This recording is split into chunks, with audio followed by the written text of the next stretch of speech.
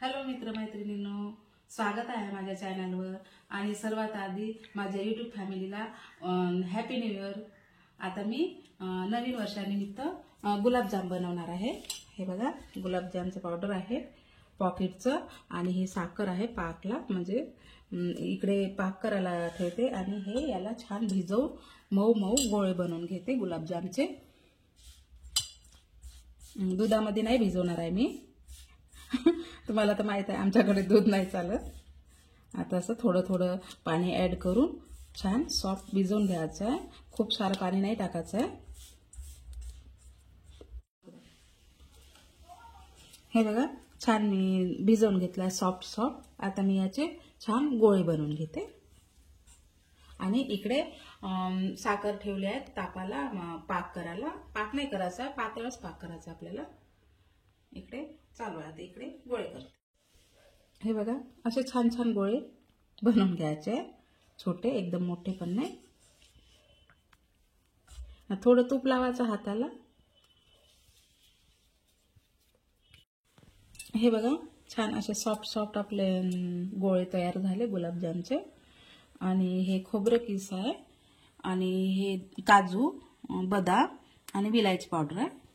आता मी हे तळून घेते।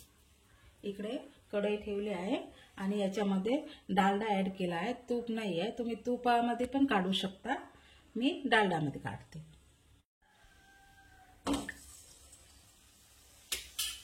थोडे थोडे काढायचे आहे आणि स्लो आचेवर काढायचं आहे। खूप जळून जाते ना फास्ट गॅस ठेवला तर। एवढे काढून घेते मी।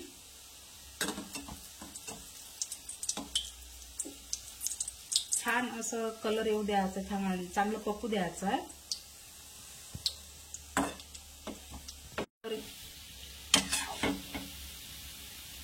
हे असा कलर येऊ द्यायचा आहे छान पाचू, आणि नाही तर हे असे गुलाबजाम असे काढे येऊ द्यायचे आहे।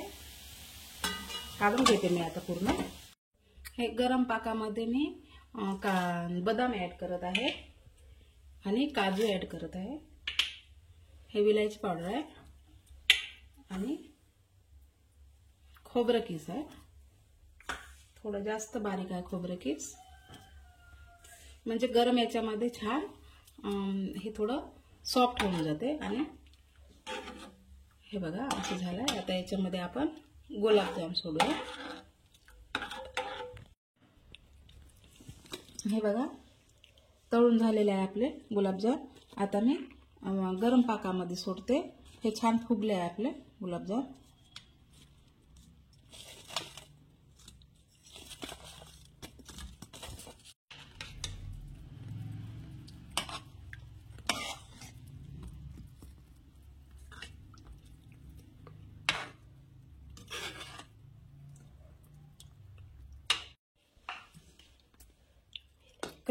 कसे वाटले गुलाबजाम आणि रेसिपी कशी वाटली नक्की कमेंटमध्ये सांगा।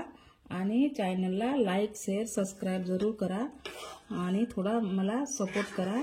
सपोर्टची खूप जरूरत आहे, प्लीज। आणि अशाच भेटू आपण अशाच छानशा रेसिपीमध्ये पुढच्या। हे बघा, आपले गुलाबजाम असे झाले। आता याच्यामध्ये छान पाक घुसून छान छान बनते।